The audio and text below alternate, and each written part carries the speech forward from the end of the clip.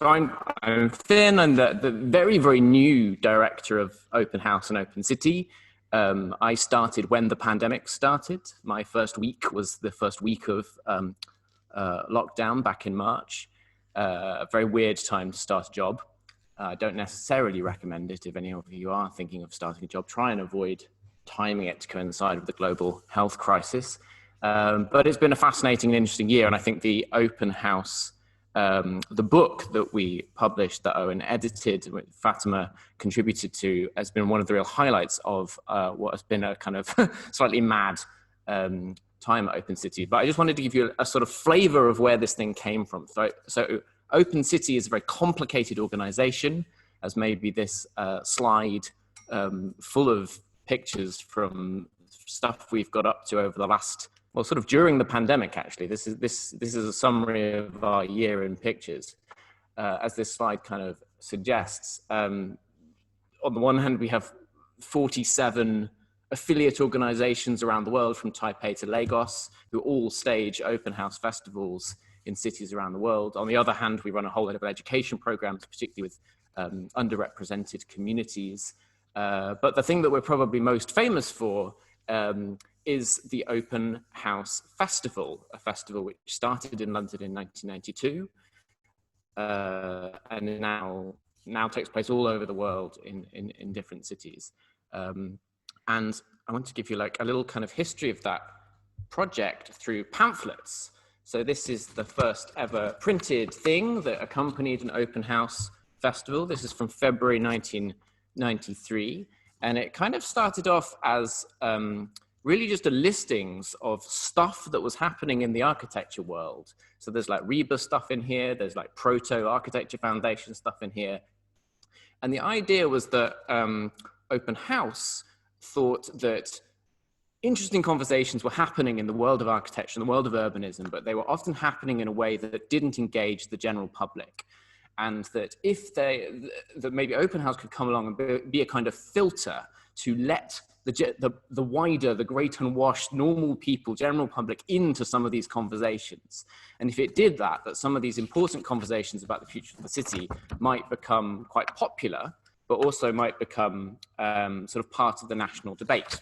And so it starts off sort of here, and then like a couple of years later, there's a similar kind of pamphlet, but now it's a bit more of a booklet. It folds out, it's got more listings in, it's got little pictures. And this trajectory kind of continues over the next few decades, every time getting a little bit more substantial. So, you know, you get kind of 50 listings one year and then 100 listings the next year. After a while, the Open House Guide becomes the guide from The Guardian, and that's the way it's distributed, is it's sort of sent out for free with The Guardian newspaper. And it has, by now, it's really only focusing on things that are open for this wacky festival that happens. And that happens for a couple of years with The Guardian. And then it gets kind of stuck in a format a little bit like this. There's quite a lot of advertising in it now. It's largely just a list of what's going to be open in the Open House Festival every year. And I say stuck because although they continue to produce one every year, and the formats change and the color schemes change, these are not particularly fascinating books. These are quite perfunctory. They're quite they serve a practical role and they tell you what is open at this festival, but they're not something that you're going to cherish necessarily unless you're a super fan. And that was kind of the format that Open House produced printed stuff in for about the last 20 years, until this year, because I guess the pandemic provided us with an opportunity, a kind of springboard to like go back to the drawing board and kind of reconnect with that original mission of trying to bring important conversations about city making to a broad public audience. And over the last 8 months, me and my team have like completely, hopefully, managed to do that in all sorts of different ways. And it was really from this kind of moment of panic that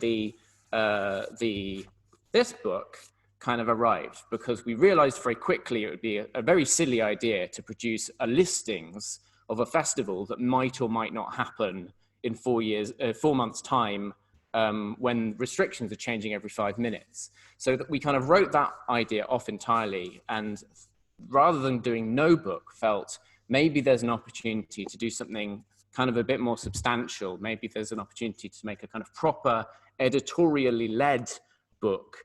And that is really when I picked up the phone to Owen with a very kind of cursory, I think we were sort of broadly on the same page from the get-go, but a sort of feeling that wouldn't it be fantastic to make a book that feels a little bit like Open House Festival at its best, that is kind of surprising and eclectic and takes you to a part of London that you haven't necessarily seen before, that's never really been covered in Time Out or sort of mainstream touristic listings.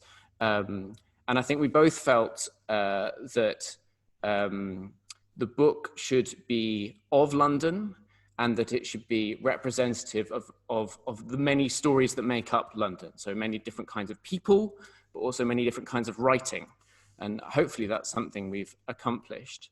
If I can just briefly share my screen again, I'm just going to show, like, for those who don't know the book, this is sort of what it looked like.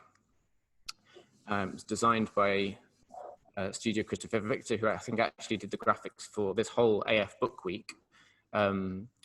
And the structure is that there are 33 chapters, each exploring one of the 33 London boroughs, and each written by a different person. And then accompanying each chapter are, well, punctuating each chapter are some amazing artifacts from the Museum of London Archives, which have little stories behind them, but also these little nuggets. So each of the 33 boroughs gets a sort of selected bundle of highlights, most of which are by Owen, but others written by kind of what the Open House and Open City community. But the kind of backbone of it is these 33 chapters, each about a different borough, of which Fatema has written the Barnet one, I think. So that's hopefully a good introduction into what the book is, why the book is, and maybe on that note, I can hand back to Ellis, Owen, and Fatema to talk about it more. Boom, boom. Thanks, Finn. Owen, do you want to give us a little kind of brief précis of your sense of what you were making once you got the commission? So I suppose for me, everything was sort of enormously determined by the fact that I was at the point when we were working on it, in shielding, to use one of the sort of awful neologisms that have been doing the rounds in the last year. So and there was no real idea that anything would actually happen, or if people would be allowed to use public transport, or if, you know, kind of anything that would involve queuing or people in kind of crowds or in groups would be allowed to happen. So that it was kind of predicated on this idea that people would explore where they live, and the particular area where they live and the neighbourhood where they live, and sort of see London really as if the city and the West End were just completely taken out of it, which I think for most people in London, they have. Like for most of the last 9 months, I think unless you actually live in either of those two places, and there are 2 essays by people that do, one about the Barbican, one about Lisson Green, that sort of central London, that sort of tourist London, financial London, kind of like big business London, just disappeared off the map. So you could talk about it as a place where people lived, rather than as a kind of subject of heated debate, or as a subject of, you know, a sort of way of discussing economics or discussing wealth or discussing, you know, that instead you could just write about this city and the things that people actually like about it and the things that they would show you if they could. So aside from kind of geography and the alphabet, there was sort of very conscious decision to sort of start it when I started getting the essays together in one particular place and end it in another. So it ends in Westminster with Hazel Toy Wiles's essay on growing up kind of round the corner from Hyde Park in a housing estate. And it begins in Barnet with Fatema's essay about basically being, as far as I can see, sort of condemned to to Barnet for the duration. So sort of starting right in the outskirts and ending in the centre is kind of the order I wanted it to have. Well, I mean, maybe that's a good entree into Fatema. If you're going to give us a reading of your text about Barnet, and then perhaps we can kind of reconvene and have a kind of chat between us about the broader kind of structure and content of the book. Fatema, over to you. Sure, thanks, Alice. Just to clarify what the task Owen set me was, he actually asked me to write about what it was like not being able to leave Edgware. And perhaps something we'll come back to later is that Barnet is actually huge and it's really various. And one of the things I've missed is actually being able to get to the other bits of Barnet, let alone central London. So I'm not going to read the whole thing because it will just get too long, but I think there's a way of cutting it that I can manage. Right. When the kind of person who asks someone where they're from shortly after meeting them asks me that question, I always say London. When they follow up, as they are likely to do, with, but where are you really from? I say in my sprightliest manner, Edgware, you know, at the top of the Northern Line. And recently, but only if I think I can get away with it, my next move has been to ask in a concerned tone, and where are you from? As I write this in mid-July, it has been 4 months since I got the tube or any kind of public transport in London at all. This is the longest period of time I have spent in the suburb of my birth and the house where I grew up since before the Berlin Wall fell, and perhaps the very longest stretch since the late 1970s. The reason I grew up here used to be visible from my front garden. In 1968, my father moved to Edgware to teach at a girls' grammar school. Orange Hill School was named after a road in Burnt-Oak, one stop along the Northern Line or a short hop on the bus, where its counterpart for boys was located. In 1973, it turned comprehensive, a move welcomed by my father after his experience of moving between the extremes of secondary moderns and selective schools in Birmingham and Worcester. By the time my father died in 2016, the school where he had taught was long gone. In the mid-1980s, Orange Hill merged with another comprehensive and all the constituent parts moved to a single site in Mill Hill. The school building, the last built by Middlesex County Council before its abolition, was demolished soon afterwards, and its playing fields were sold for a cramped housing development by the end of the decade. And at around the same time, I stopped being local in the same way. Starting secondary school meant taking the tube 5 stops every day and a zone 3 to 5 travel card in term time. My two spells of living at home since university have both involved long tube journeys. I know every tree along the overground stretch of the Northern Line and sometimes still count the stops on the 13-minute journey between Edgware and Golders Green in seconds. But only when leaving here has been impossible have I realised that when I say where I'm from, I mean this is where I am constantly getting away from. Over the last 4 months, trying to work out what Edgware actually is and where it is the thing that has been getting away from me. The extension of the Northern Line from Golders Green in 1924 and the completion of Edgware Way as part of the Watford Bypass in 1927 are the reasons modern Edgware and its roads upon roads of 1930s houses exist. Before that, its chief claim to fame had been as a resting place for pilgrims on their way to St Albans along Watling Street. In H.G. Wells's The War of the Worlds of 1898, the narrator's brother is part of the exodus from London, and Edgware is clearly still a village. One of my favourite paragraphs in any novel contains the lines, "For a long time he remained in Edgware, not knowing what to do. There was no fresh news of the invaders from Mars." Even if you're not looking for a way out of Edgware, it always seems about to turn into somewhere else. I try to keep a tab on who the most famous person from here is at any one time, but there's so much disqualifying to be done. Oh, that's really Stanmore, or Burnt-Oak, or Mill Hill is usually the verdict. The London North instalment of Pevner's Buildings of England cannibalises much of the earlier Guide to Middlesex of 1951. The current volume was published in 1988, and even with corrections 11 years later, was out of date in 1999. The section on my home borough begins condescendingly. Barnet has little immediate appeal for the architectural traveller, it says, and doesn't let up. My undeniable pleasure at finding mistakes regarding the places I know best is undercut by the fact that, On the 2 pages devoted to Edgware, which reads as if it was a struggle to get to 2 pages, 2 buildings, including the school where my father taught, have been demolished either totally or in part, and a third is now derelict. But there is another story to tell about my part of Edgware.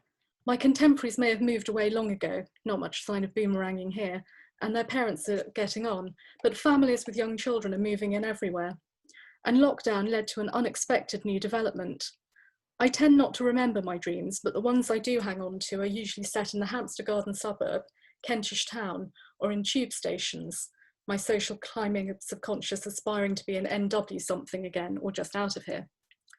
Not long ago, and for the first time, I dreamt about Edgware. The next time I speak in person to someone I haven't met before and the question arises, I might take, you know, at the top of the Northern Line off my answer. Thank you, Fatema. Fantastic. And I have to say, the quality of the writing throughout is just consistently fantastic. There's kind of 32 contributions, and I was really startled at how strong in very different ways the texts are.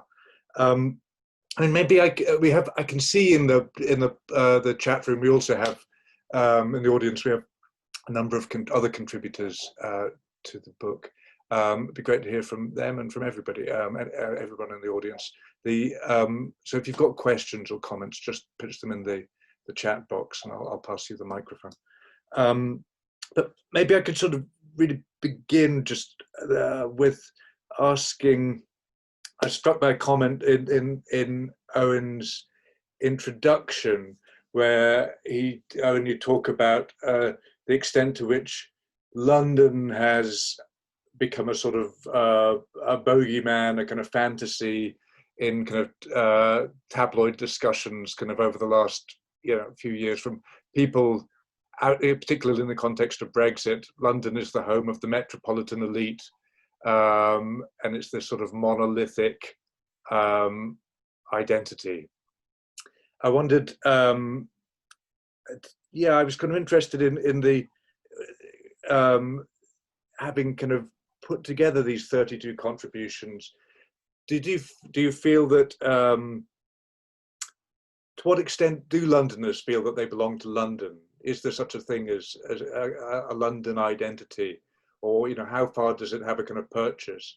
I mean, obviously, we all know the history of the city as something that sort of grew up as a series of villages that kind of subsequently kind of coagulate in the 19th century. Is there a London identity as distinct from elsewhere, or did you come away with a sense that there's a very kind of polycentric structure to the city? Yeah, I mean, certainly it's polycentric, but the thing that sort of strikes me is that the kind of identity of London is that it contains all those other identities, and that's exactly what makes it interesting. And that it contains within it so many incredibly different landscapes and places, and that's kind of the point. And that kind of enormousness and incomprehensibility is a huge part of the point. And I think there are kind of like edges, there's bits of like the London Borough of Bexley where people will insist that they're in Kent. But I think that's, and places where people insist they're in Surrey. I don't know if there are places where people will insist that they're in Middlesex, given that Middlesex was abolished in the 1960s, but kind of in much the same Russia was abolished after World War II. But I don't, I think that the people that say that they're not from London, who are within the boundaries of Greater London, within the Green Belt, it's largely the elderly and the very small quantity of Londoners that vote Conservative. So by and large, it's more that even though you're kind of dealing with this thing that has the sort of population of a small country and has all of this sort of stuff within it, there's still something within that marks it out from. I don't want to be rude about other places because that will get me in trouble. But it's distinct to the capital, let's say. That there are other large urban areas in Britain where you don't get that same kind of richness of different terrain. Not mentioning the West Midlands. Fatema, does that resonate for you?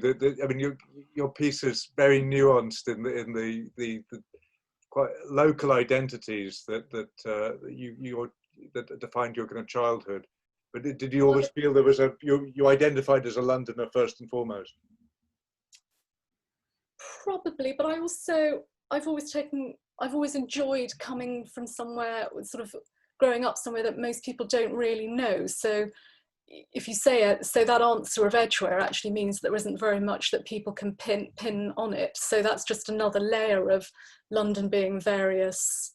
But I think what Owen says, there are so many ways of being in the city and so many different ways of using it. That's part of its pleasures. And I haven't particularly in my life enjoyed being anywhere that has been less various than that. And that's not really, I'm not talking about multiculturalism, just a sort of the feeling that you are sort of reasonably free not to have to conform to something. But I would say just on the other hand, I'm also aware of, I think there's a kind of parochialism that the centre of anywhere has, that great cities have. I'm probably guilty of it to some degree. But I think that's just something to watch out for. So, but I tend to find that the people who talk about, London being different or being world-beating or something have some kind of financial interest in it being so, and it's not really to do with sort of existing in it. We probably won't get onto this, but I think one thing Owen doesn't know about me is I'm actually quite keen on Middlesex for various reasons. But I mean, that parochialism you talk about, Fatema, I mean, the guidebook as a format is something that does tend to consolidate those sort of distinctions between centre and periphery. I mean, the Architects Foundation publishes an app based on Jones and Woodward's Guide to the Architecture of London, which is a very central London focused definite description of the city, and one we've been actively encouraging Edward and Christopher to make journeys south of the river. That seems to be the biggest struggle with Christopher is actually going to the London boroughs of Southwark or Lambeth. It's been an adventure, and but I mean, generally, I mean, you're very. I think you're writing guidebooks has actually been quite a constant thread of your career, hasn't it? From your very first initiatives were kind of travelling the country and writing about places that certainly people from central London might not be familiar with. I mean, this is you have sort of been the project of sort of upending the format of the guidebook or making it more democratic, I think has been a kind of something you've been consistently working on. Well, I suppose there's sort of an element of sort of trying to demystify it a bit, because there's sort of idea that you need to have sort of access to special knowledge, and you have to know what the kind of 18th century estates of London were and so forth, and have to know about coins, and I don't know any of those things. And I think there's a kind of I mean, through all of that, there's probably about like 4, maybe 5 books I've written that are guidebooks of one sort or another. And I was always quite reluctant to write too much about where I actually lived, because most of that time I lived in southeast London. There was a sort of bit of time when I was sort of hanging around in Warsaw in Poland, but even then I was still renting a flat in Woolwich. So and partly that's because of I sort of didn't like people always talking about London, and I wanted to, and I suppose of this and with the book that has followed it, which I actually wrote beforehand, I read Metropolis, and I think one of the reasons why Finn asked me in the first place is because he knew I'd written this book about London's politics, was that it was sort of trying to write about London in a way that was not, that kind of went against certain particular things, which I suppose can roughly be summed up in the names. And I don't want to, I'm sure they're wonderful people, Simon Jenkins and Ian Sinclair. So on the one hand, Simon Jenkins is London, where I suppose which everyone does in a way, which is that it's just purely, it's a centre of power at Westminster, it's centre of finance in the City of London, and then a laissez-faire thing happens, and sort of Middlesex disappears into this morass. which I think overlooks the enormous role of planning within that, of local government within that, obviously of modernist architecture within that, because Jenkins is sort of still a truther on modernism.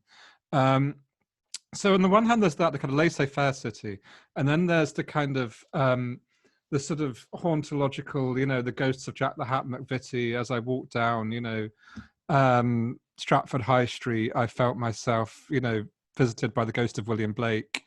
You know, and Guy Debord like led me up Plaistow High Street or whatever. Like, you know, that stuff is very, very mystifying. And I think both of those two people, one of the things that they can kind of unite on is finding something like the Elephant and Castle shopping centre as being awful and ghastly. And, you know, that this was absolutely disrupt. And really, my kind of, you know, I've always kind of thought, first sort of guiltily and then more proudly, that the Elephant and Castle shopping centre is exactly what London's all about. And really, it's sort of 33 kind of examples in a way of places like the Elephant and Castle shopping centre that have some of the kind of interest and surprise and complexity of that place. I mean, your definitely senses the post-war period as a sort of centre of gravity for many people's observations in the book. That because there obviously is a story about beyond, you know, the nightmare of this year, about what's happening in the periphery of London, and how that's changing very rapidly. But certainly contemporary architecture of the past 10 years isn't a particular focus, I think, whereas yeah, I mean, there's a section, you know, Michael Badu writes about BZ. There's quite a lot about you know, projects, you know, Daisy Froud writing about kind of Harrow Civic Centre projects from the 60s, and I think Charles Hollands here who's written about over in Uxbridge about the Civic Centre. I mean, one senses in all of these projects a kind of a nostalgia or a serious interest in a moment when a moment of greater civic identity that those boroughs enjoyed, and all of these architectural objects that are being described, you know, they're obviously fragments of a reality of a better reality that didn't come to fruition. I mean, BZ, perhaps most kind of tragically, I think, kind of as one of the more recent examples. Could you just say something about the extent to which you see the book as a sort of retrospective, you know, extending a retrospective? I mean, I didn't set out to edit a book about post-war planning, and I think, and probably about a third of the essays do touch on it in one way or another. Some very explicitly, and in many ways that was about, I mean, some of it was a deliberate wind-up. Like, I'm very proud of the fact that the only discussion of John Soane in the book is entirely via the municipal architect that restored Pittshanger Manor in the 1950s and 1960s. That was, you know, well, that made me smile quite a lot. And that we got, you know, there's several municipal architects who are in the book. I mean, that was by Gavin Leonard, who was until quite recently the borough architect in Ealing and was not replaced, which I think is fairly disgraceful. And obviously there's Nicholas Taylor at Lewisham, who's a lot better known.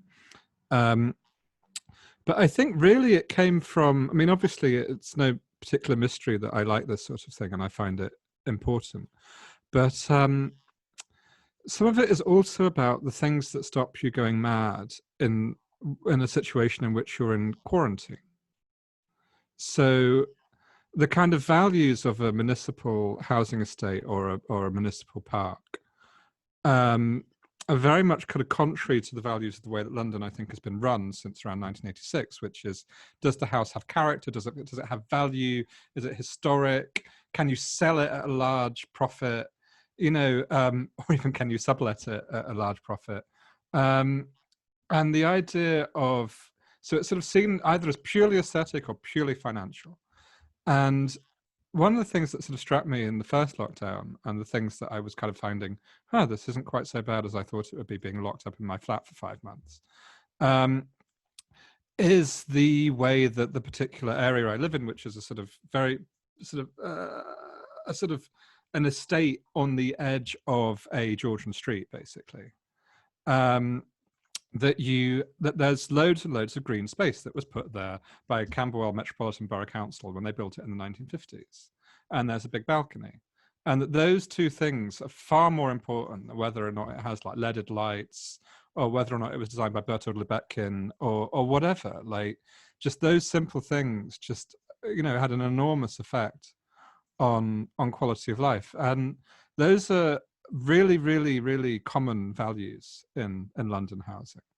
And they're the thing that makes London housing interesting, I think, is the fact that, you know, when they were planned by the LCC or wherever, they'll have gone, right, well, you know, there will be 3 kinds of trees in each estate, and they'll be here, here, and here.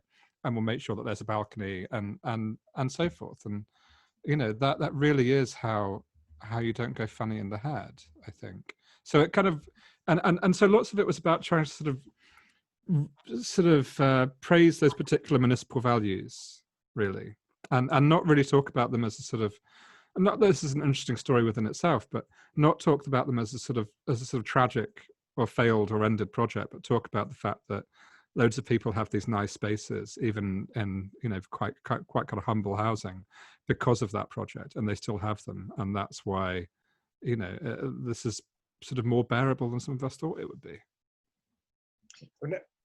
I think one of the things that's powerful about the book is just the level of the insistence that the outer boroughs have a richness and a specificity, and that's often something that's overlooked, I think, in the discussions about the future of London's development. I mean, certainly if one casts one's mind back to, you know, the conversation about the Thames Gateway,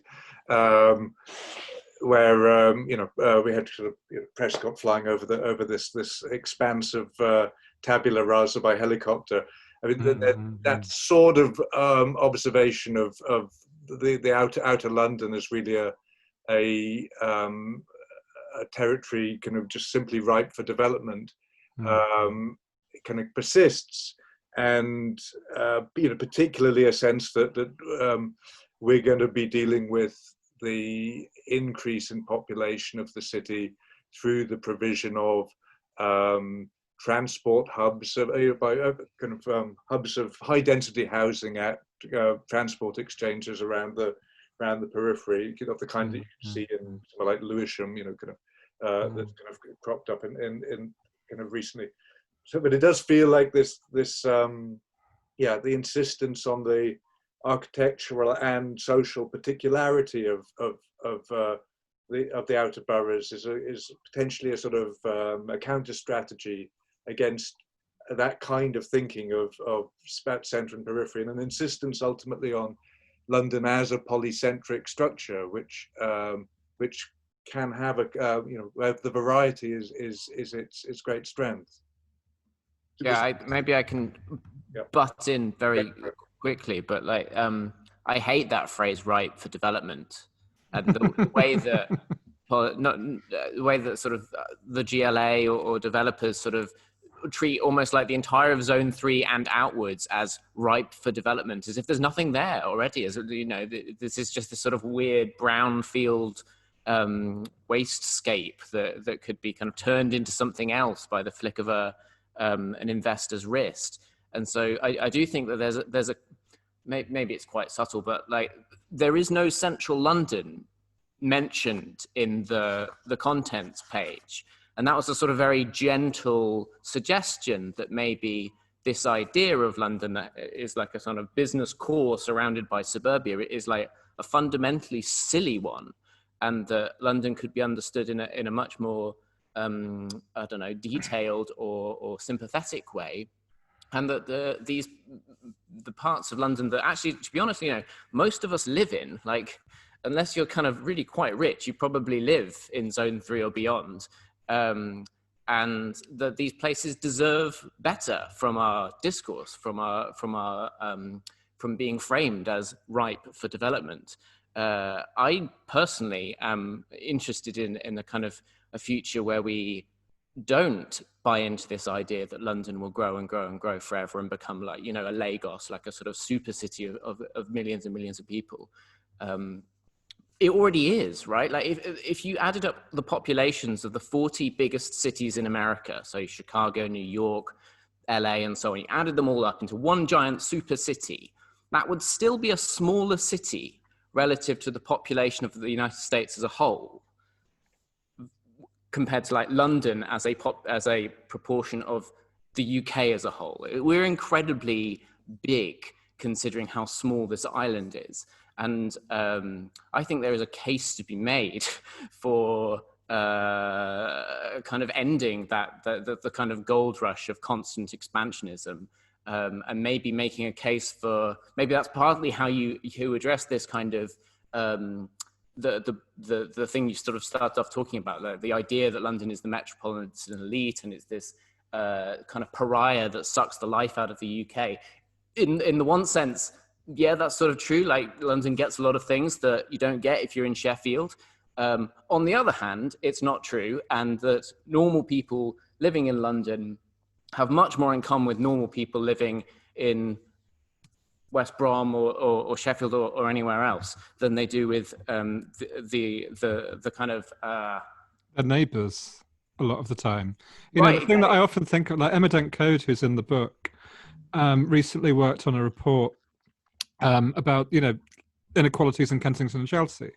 And one of the things she points out in there is life expectancy in Knightsbridge is 91, and life expectancy in Golborne Ward, where she's a councillor, is 64. Like, so, you know, that person, and you know, in an estate off Golborne Road, has obviously much more in common with someone from Sheffield or from Liverpool than they do with, you know, George Osborne, who lives around the corner. And can I ask before? I mean, I'm going to open it up to questions next, but what do you think I mean, it's interesting. Obviously, what the legacy of the last year is going to be in terms of our kind of perception of the city and the city's kind of future development. And you know, obviously, it does. You know, what we've all lived through in recent months does feel like it represents a potentially very productive challenge to that model of London as centre and periphery, where we live in the periphery and we commute into the business district and the centre. And you know, potentially what we're experiencing now is an acknowledgement that the city is more polycentric, and you know that its future lies in a more kind of localized kind of living. How do you feel about what the legacy of this experience is going to be? I mean, that's very much my view, but I live in Zone 2, so Fatema, having the view from Zone 6, may have other opinions. I would say my entire life has been about getting further in, but also coming back out. And I would say I work in Westminster, but that can mean quite a lot of things. You know, if I get out at Westminster Tube Station, then I've got Parliament Square. But if I come out of St James's Park Station, then I used to get a real kick out of coming out at 55 Broadway, which has now been sold and will be luxury flats, no doubt. You know, so I don't think we have to dismiss the centre, but the centre was also, you know, in my lifetime I can remember, but you know, I was much younger.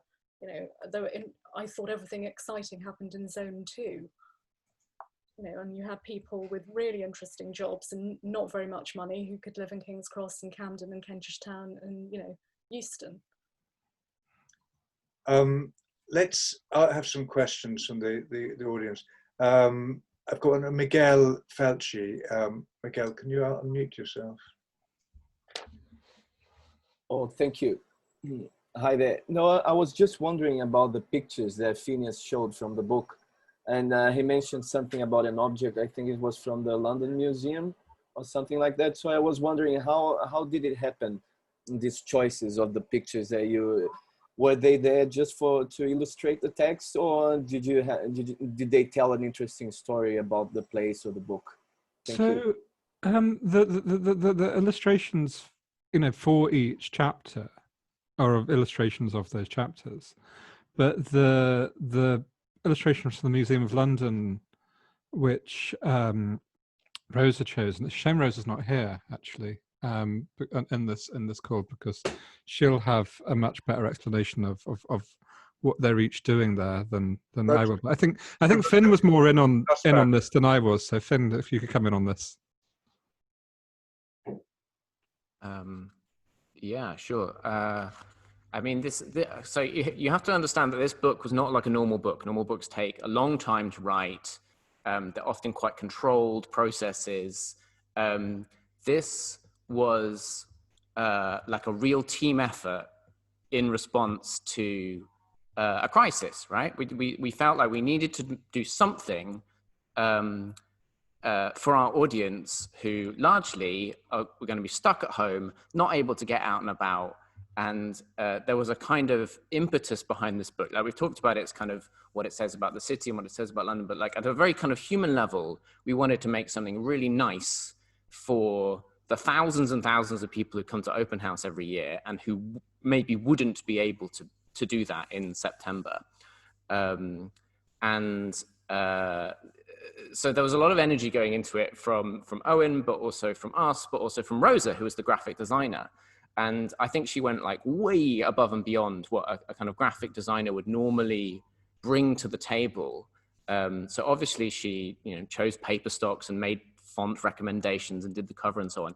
But she also did a huge amount of what I kind of describe as curatorial research, digging through the Museum of London archives and finding objects that she felt told the same kind of stories that Owen was trying to go out and find writers to tell, kind of unusual stories or hidden stories behind London's built environment. She was trying to tell those similar stories, but through objects or visual objects. So the artifacts, they're not the main piece of the book, but they kind of break it up, and they're these kind of beautiful things. There's like an ice cream tub from, it's an ice cream tub from a kosher shop. There's a badge from Gaze the Word, which is a famous bookshop. There's a cocoon from a silkworm, and behind each of these objects is a kind of each of these fragments is a story about part of London or a place in London. So we weren't trying to be kind of comprehensive or academic or kind of overly studious or highbrow. But I think it was Rosa's way of trying to kind of use her skills as a visual communicator to kind of to meet that kind of broad mission of telling fascinating stories about London that don't often get a look in. Hope that answers your question, Miguel. And what are you going to do next year? I mean, there's this challenge. You've challenged the format that you started this session, Finn, talking about the publications that had been produced over the course of 30 years, and I mean, it's not obviously not just the pandemic that's kind of challenged them as a format. Presumably, the internet, like similarly, as a way of disseminating this sort of information that they traditionally did as kind of potentially occupied that role. So what do you see as the value of would you want to make an annual publication in the same way? Well, my pitch when I went for the job of new director of Open City and Open House was basically saying to the trustees, look, you have this amazing organization, much cherished, much loved, huge audience, huge platforms, and you do almost nothing with it. You just kind of rest on your laurels and produce roughly the same thing every year. You don't make it relevant for the moment that we are in. And so I kind of challenged them and said, if you pick me to do this job, I want to kind of maybe push you out of your comfort zone. I think we need to rethink. I think we need to change. And then, of course, you should be careful what you wish for, because the very next thing that happened was COVID hit, and like everybody had to change, and it was a total, but in a way, maybe the good thing that's come out of that is that we have been able to review all of our programs, because we don't just do books and festivals, we do all sorts of other things, podcasts, films, worldwide festivals, and so on. And all of them, I think, we're trying to reconnect with this kind of core mission of how do you make these conversations that are really important, you know, climate change, gentrification, housing crisis, whatever you're talking about, there's an urban dimension to it. There's a spatial manifestation of whatever big issue you're discussing. How do we make those conversations that are happening in the architecture world, in the urbanism world, in the landscape architecture world, how do we make them inclusive of a bigger public in such a way that they can actually become part of the national debate? So these aren't just happening in kind of like talking shops at the RIBA or the AF, but a part of a bigger movement or a bigger demand. And that's why I think Owen is quite an exciting editor for this particular book, because I think you're a rare example maybe of someone who seems to straddle both worlds quite effortlessly. There is a real following of the general public behind Owen, people who are like interested in politics in general, interested in commentary in general, and like super nerds who really care about McMorran and Whitby or Chamberlain, Powell and Bon as well. And I think that's in a sense what Open City as an organization should also be trying to strive to do, to sort of straddle these worlds and bring them together around shared values or shared objectives. So I'm not sure what the next year will bring. I wish I was sure. That would make my life a lot easier. I do think we should continue making books. I don't want to make this book again, but maybe there is another kind of book that can do something similar, that can connect with an audience and bring both kind of urban thinking, spatial thinking, architectural thinking, and connect it to bigger themes. And that's really what I think Open House was back in 1992. That's what it was trying to do. And that's what we should try and do again. And could you, I mean, I know that you printed a lot of copies of the book, and it's kind of disseminated for an unusual kind of economic model. Could you say a little about what the reaction's been about, you know, because it's obviously got into the hands of people who might not ordinarily buy an architecture book. Yeah, I don't know.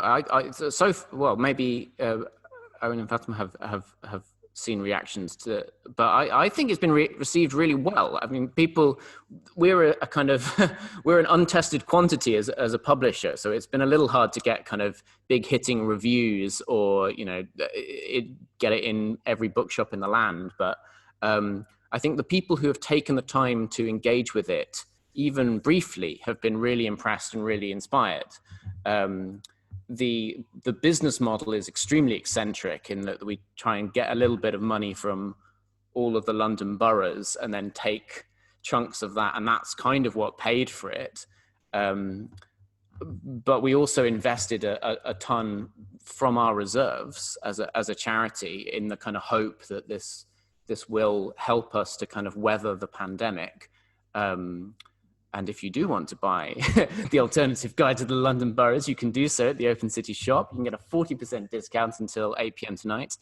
I mean, I was just coming in on that. Aside from the like, if you haven't bought it, buy it thing, which I would like to reiterate.